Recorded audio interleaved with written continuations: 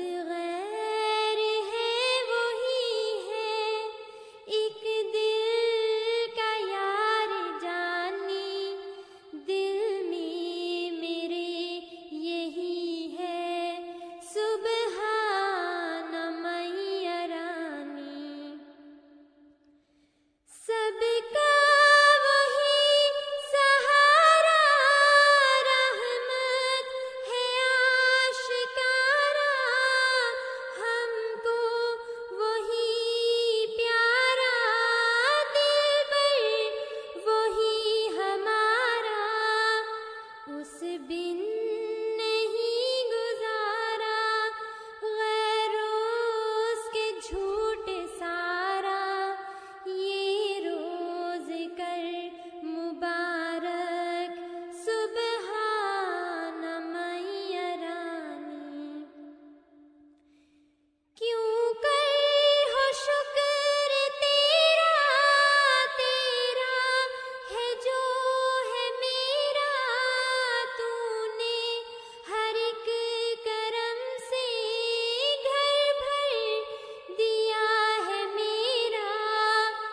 जब तेरा नूर आया जाता रहा अंधेरा ये रोज कर मुबारक सुबहान मैया रानी तेरा ये सब करम है तू रहमते आतम है क्यों कर हो हमद तेरी कब ताकते कलम है तेरा हूँ मैं हमेशा जब तक दम में दम है ये रोज कर मुबारक सुबहान मैया रानी ए कादिरो तवाना आफात से बचाना हम तेरे दर पे आए हमने है तुझको माना गैरों से दिल गनी है जब से है तुझको जाना ये रोज कर मुबारक सुबहान मैया रानी Sinjuri, merħba għal din it-tnedija tal-ktieb bl-isem Il-Kriżi Dinjija u t-Triq għall-Paċi li konsisti f'ġabra ta' diskorsi u wittri miktuba minn Mirza Masrur Ahmad, l-imam u mexxej tal-komunità dinija Ahmadija Musulmana. It-traduzzjoni u l-editjar ta' dawn il-kitbiet saru minn Karl Koleiro, Godfrey Magri u laik Ahmed Atif. Ħanatu bidu għal diskussjoni dwar dan il-ktib u għalhekk nistidinkom biex tiġu fuq in-naħa ta' wara tas-sala u tpoġġu tinaqdu magħna f'din id-diskussjoni fejn fl-aħħar ħanatu anki ċans għal mistoqsijiet mill-udjenza. Nilqa' fostna lil panel bil-mistiedna speċjali is-Sur Godfrey Magri, is-Sur Michael Grek u s-Sur Laik Ahmed Atif. Nibda billi nagħmel l-ewwel mistoqsija lil Latif. Tista' tina daqsxejn fil-qosor introduzzjoni ta' dan il-ktieb u fiex jikkonsisti? Nirringrazzjak kif nafu li s-sitwazzjoni madwar id-dinja hija kritika ħafna u sfortunatament tmur għall-ar u l-problemi ekonomiċi, il-problemi politiċi qed jiżdiedu kważi kull ġimgħa. U l-mexxej tagħna ħass ukoll biex f'dan il-mument speċjali kritiċi jagħti wkoll xi soluzzjonijiet, xi suġġerimenti li kif aħna nistgħu nistabbilixxu paċi. U kif nistgħu flimkien nagħmlu xi ħaġa għal paċi għalina u għal ulidna għal ġenerazzjonijiet li ġejjin. U għal li jekk aħna ma nirranġawx dawk l-affarijiet li qed nagħmlu jew qed isiru madwar id-dinja, hemm biża' kbira li possibbli dawk se iwasslulna lejn it-tielet gwerra id-dinjija. U għalli jekk se jkun hekk din se tkun devastanti. Għalhekk appella u viddeb lid-dinja li u dawk in-nies li għandhom qawwa biex jirranġaw dawk l-affarijiet u jgħinu l-paċi biex tiġi stabilita. U f'dan il-ktieb hemm diversi taħdidiet tiegħu madwar id-dinja fil-bini importanti, per eżempju il-Parlament Britanniku, il-Parlament Ewropej, il-Kongress tal-United States u anke fil-kwartieri tal-Armata fil-Ġermanja. U hemm vera it-triq lejn il-paċi fassal u ta' soluzzjonijiet fuq tliet bażi importanti. Level net li kif il-politiċi jistgħu jagħmlu għal paċi. X'għandhom obbligu, x'għandhom biex jagħmlu biex paċi tiġi stabilita. U fuq il-bażi tal-reliġjon li bħala reliġjon bħala il-nies tal-reliġjon differenti, kif aħna u anke il-Musulmani kif jistgħu jgħinu lil paċi. U t-tielet punt huwa fuq il-bażi tal-umanità li bħala bnedmin aħna kemm aħna kollha madwar id-dinja in-nies ta' twemmin differenti u anke dawk li ma jemmnux fi affarijiet fuq Alla jew fi reliġjon, aħna flimkien kif nistgħu nistabbilixxu paċi u aħna u l-ulidna jistgħu jgħixu fis-serenità. Grazzi Atif għal dik l-introduzzjoni fuq il-ktieb. Naddi issa biex insaqsi lil Godfrey. Meta rajt dan il-ktieb inti tissattina l-ewwel impressjoni tiegħek li ħadd minnu? L-ewwel ħaġa meta tisma' il-kelma Musulman, inti ikollok ċertu ideat f'moħħok li jridu jkunu iżjed ċari.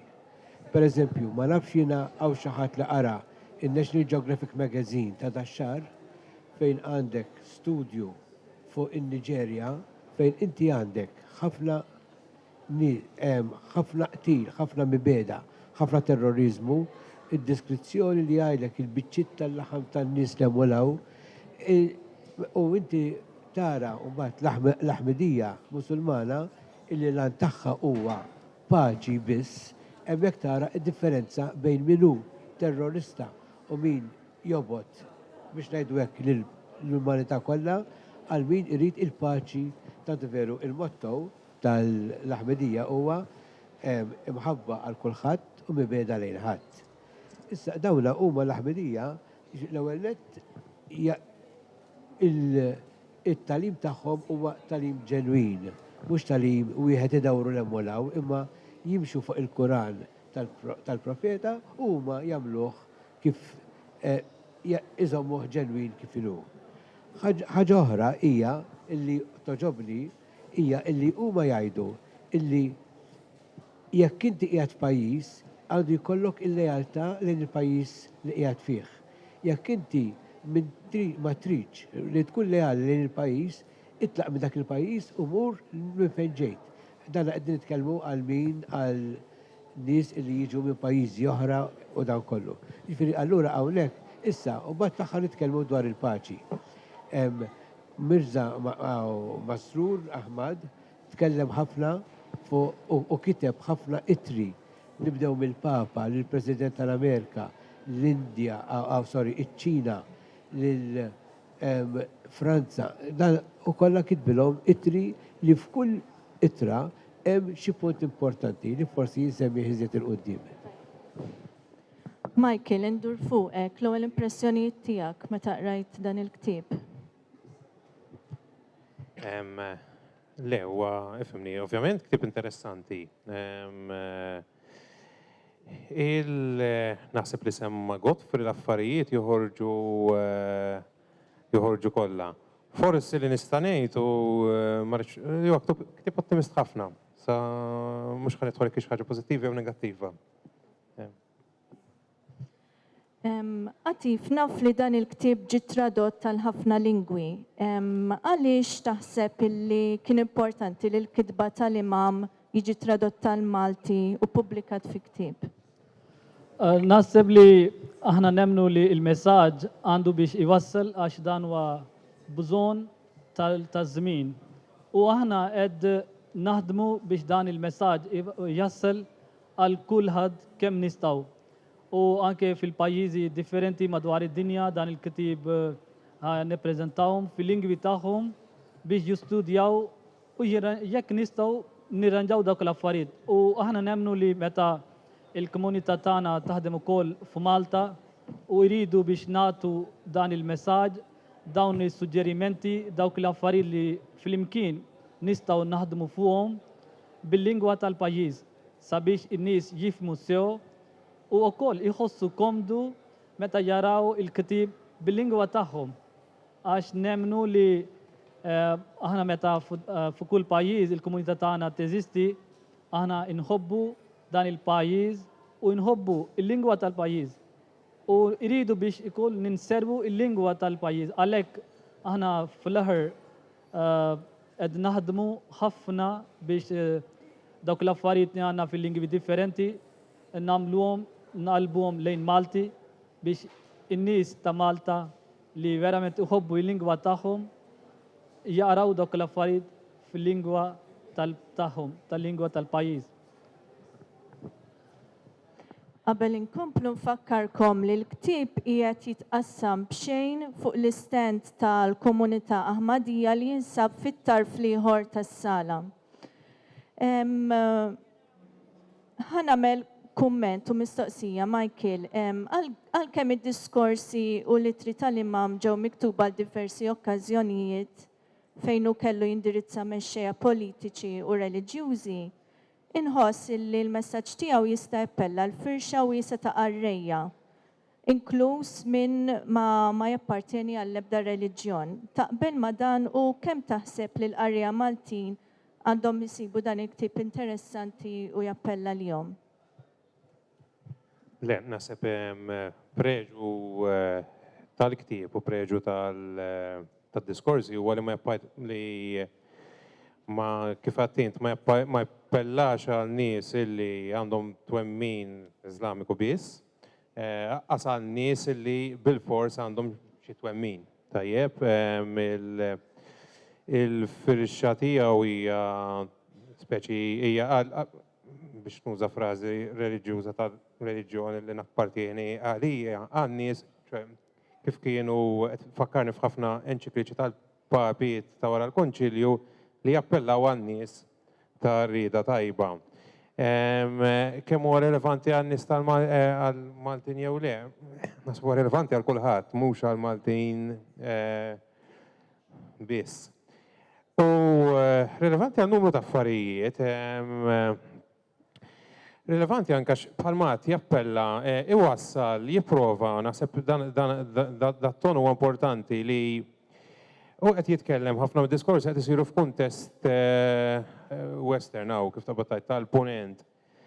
Fihma għandek rispett kemm lejn is-sensittività ta' ħafna nies tal-punent kif ukoll lejn il-sensittività ta' ħafna nies ta' li ġejjin background Iżlamiku. Li bajbdu għem, nix neskludi li persuna jista' jkollha Musulman Iżlamiku li jista' jkollu żewġ sensitivitajiet. Naħseb dik hija dak huwa preġu tal-ktieb u tat-ton ta' kif huwa kif taqbattajt ippreżentat u tal-ktieb u tad-diskorsi. Rigward ukoll il-kontenut naħseb preġu li fih huwa li jurik li pereżempju temi li diskuti gwerra, terrorizmu, eċetera, eċetera, ma jeżistux ġo fejkum u jorbot dawn mal-kunċett ta' ġustizzja soċjali. ħaġa wkoll li fakkritni f'diskors tal-Papa Pawlu VI illi fil-United Nations li kien ma jqis il-paċi sempliċement li jiena int ma jkonniex xi ngħidu li jiena ma nattakkawx xulxin imma li jrid tkun hemm biex paċi tkun paċi veru jrid tkun hemm ġustizzja soċjali. Dak jiġifieri dwar il-firxa huma affarijiet hemm rilevanti għar-realtà tagħna u mhux biss. Naħseb mhux sensittiv biżżejjed għal fatt li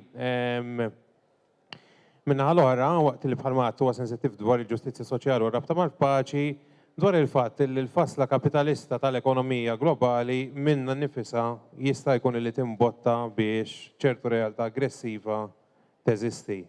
Naħseb, ovvjament, titaraw koll il-kuntest li fih qed jingħadu, imma naħseb dik hija xi ħaġa li jista' jsir aktar enfasi fuqha. Godfrey, taqbel inti li l-imam fil-kitbit tiegħu mhux qed jipprova jikkonvinċi lil qarrejja li jikkonvertu għall-Iżlam, anzi hu jenfasizza dialogu bejn mexxejja ta' pajjiżi differenti, bejn gruppi ta' nies b'ideoloġiji differenti u jaddatta wkoll messaġġi differenti għall-udjenzi differenti li jkollu. Naqbel ħafna miegħek. L-ewwel nett jiena nemmen illi kull reliġjon għandha tkun għal paċi. Jekk reliġjon ikollha fiha mibeda jew ġlied, dika mija reliġjon ta' xejn. Issa fil-litri ta' Mażrur Ahmad issib dejjem u jappella dejjem lil-kapijiet kemm reliġjużi u kemm ta' stati dejjem jagħtihom messaġġ li huwa jaqbel ħafna għal li għandu li jersaq lejn il-paċi. Jibda billi jitkellem mal-Papa, jibgħat ittra lill-Papa Benedetto 16 u allura billi huma t-tnejn mexxejja ta' reliġjon jitkellmu aħna jgħidlu aħna nies tal-ktieb. Nies tal-ktieb jiġri aħna nies tal-Bibja. Mela aħna t-tlieta il-Musulmani, il-Lut u l-Insara li għandhom il-Bibja bħala bażi għar-reliġjon tagħhom għaliex għandu jkun hemm il-ġdid u l-mibeda bejniethom. Għallu mela qal aħna nies tal-ktieb dak huwa li għandu jaqgħadna. Jitkellem u mbagħad jikteb